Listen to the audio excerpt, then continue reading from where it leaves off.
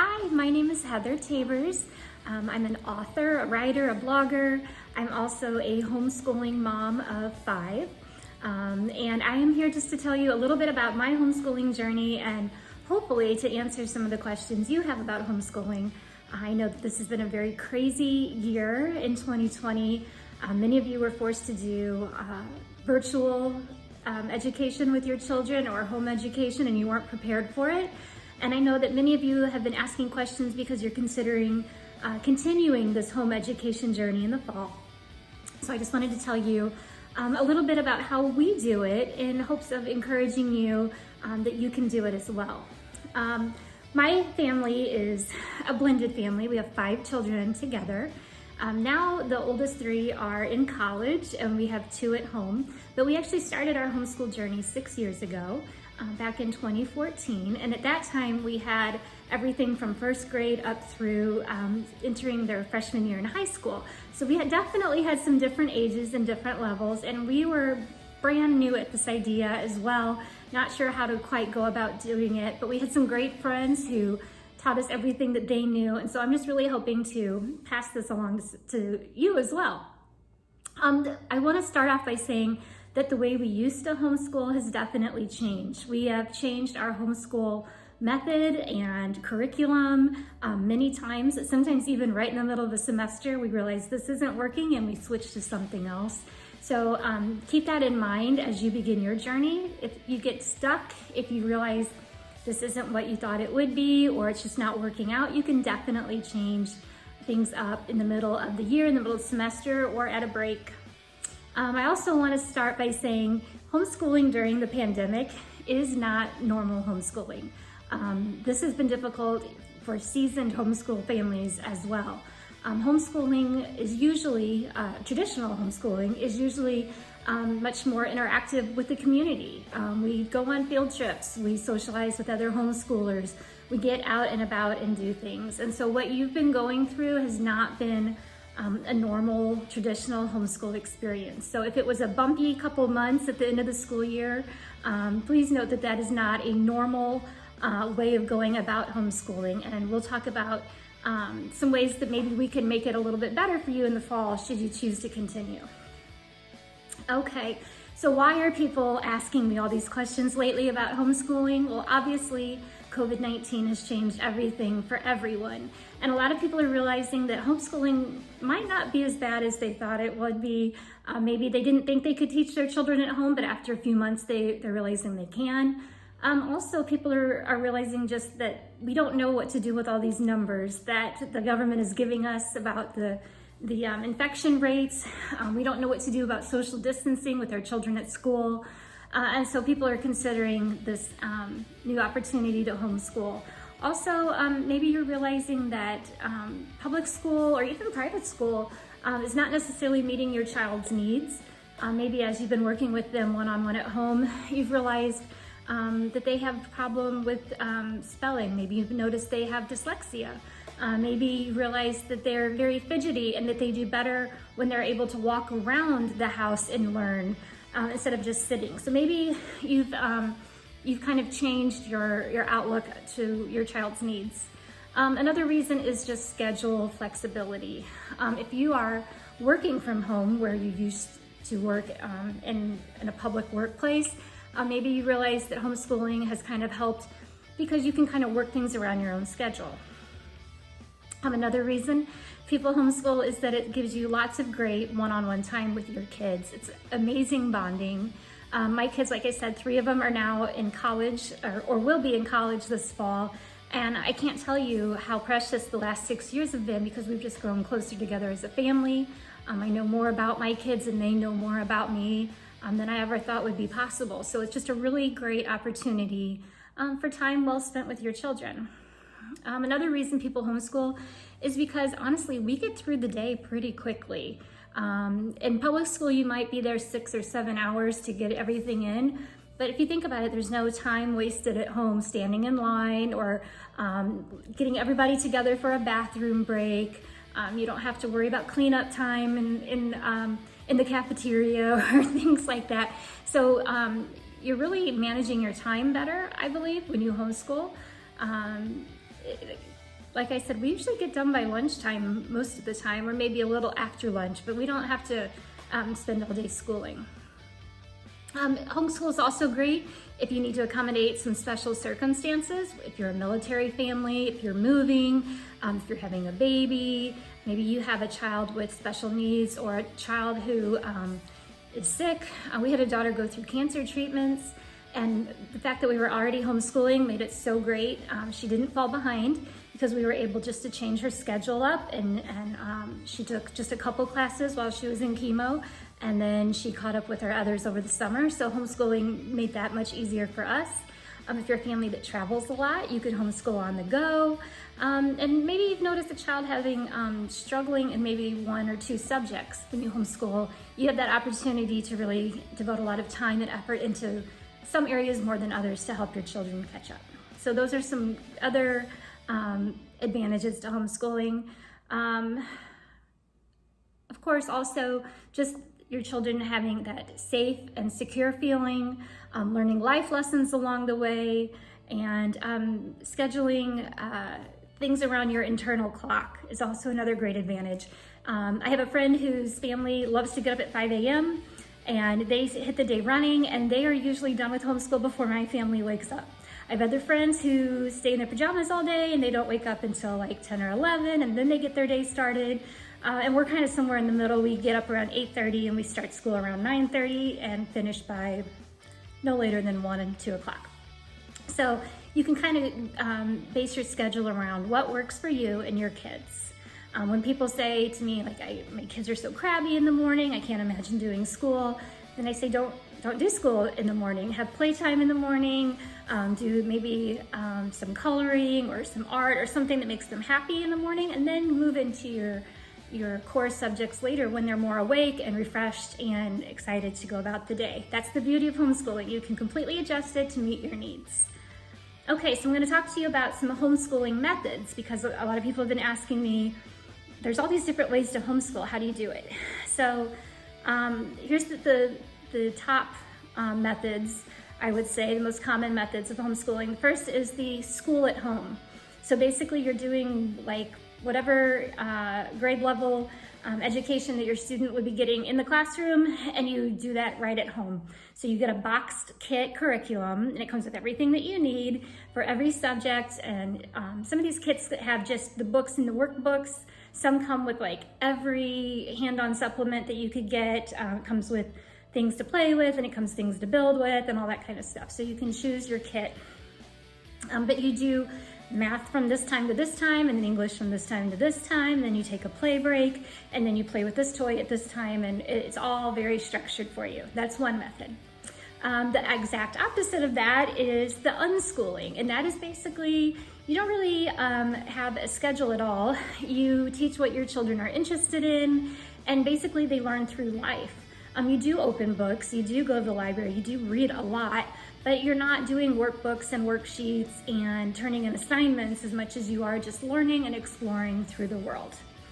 Another popular method is the Charlotte Mason method, and this is a Christian-based method of learning through what she called living books, meaning books that are stories that make things interesting. So not like a research book, but more of a explaining and entertaining way of getting the message across. So Charlotte Mason is a very popular method.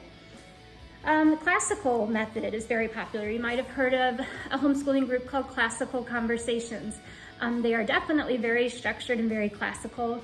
They focus on reason, recording, research, relating, and rhetoric. They basically teach children how to learn and think for themselves. And the most common, I believe, method of homeschooling is the Eclectic Method, or they call it the casual method. That's what we do. Actually, that's what most homeschoolers do. And that's where you do a little bit of this and a little bit of that. Maybe you take a book and a workbook for one subject. Maybe you do all reading from another. You might pull something from online. There's, just any hodgepodge, mix match way you want to do it. Also, the online schools we're going to talk about in a little bit. You can definitely school completely online. My older kids do that now. It's much easier for me. But we're going to talk about that in a minute. And I do want you to know that if you just Google Homeschool Style Quiz, you'll find a couple different websites that offer quizzes to help you figure out exactly what your best teaching style or learning style will be as a homeschool family. So that's a great place to start if you're not sure.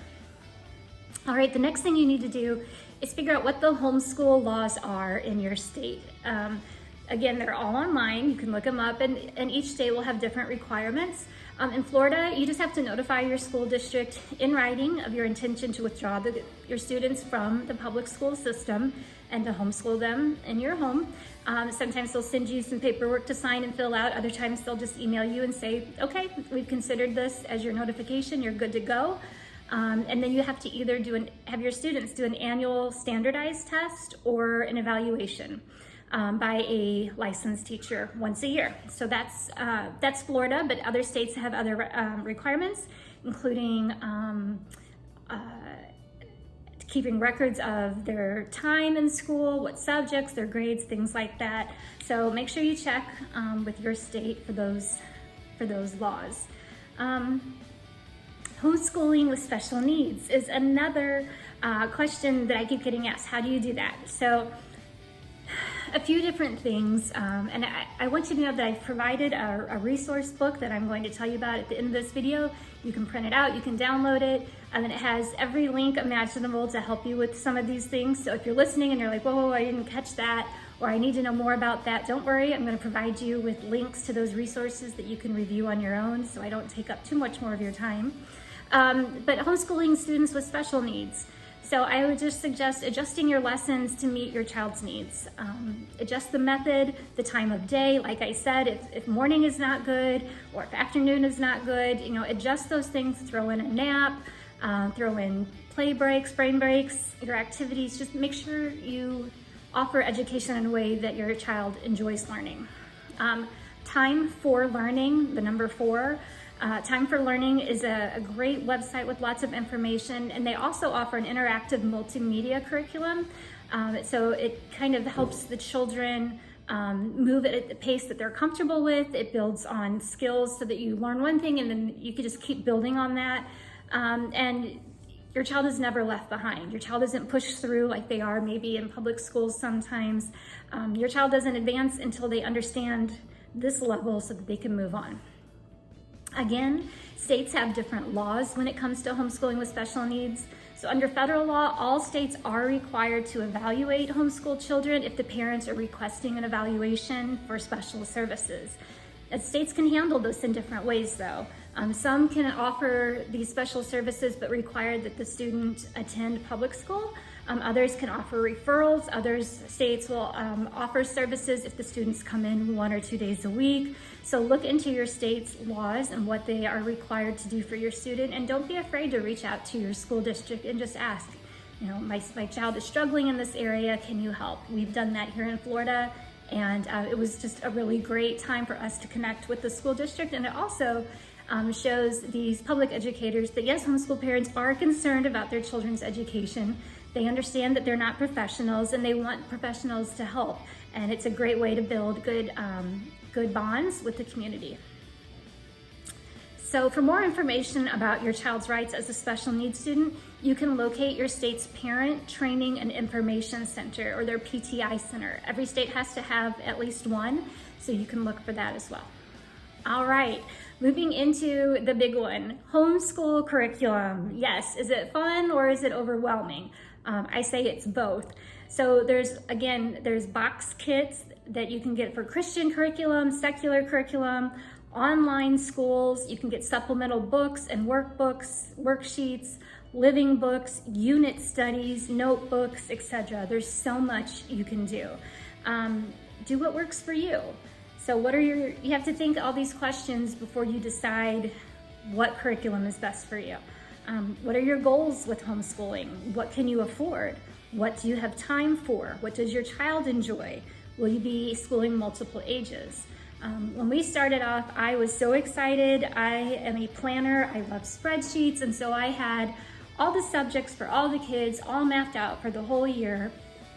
And I just couldn't wait. But they didn't really enjoy that. They were not as structured as I am, and we were constantly butting heads. And then all it took was one thing to interrupt our schedule and everything fell apart, and it didn't quite work the way I wanted it to.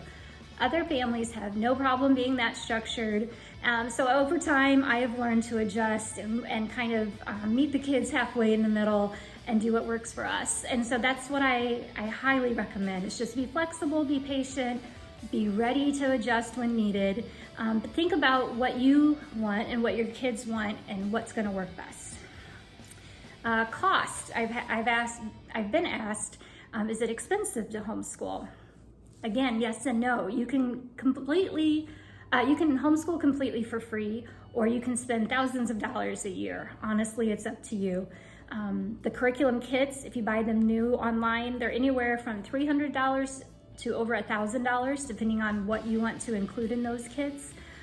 Online schools can be free up to $100 a month.